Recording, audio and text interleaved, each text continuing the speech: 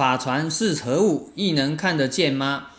法船这名词不过是个寓言，其实就是道，也无形象可见。为什么说是法船呢？因为人在世上醉生梦死，四生六道，轮回不已，造种种因缘，受种种果报，随波逐浪，没有完结，解脱无门，痛苦万状。这不是苦海吗？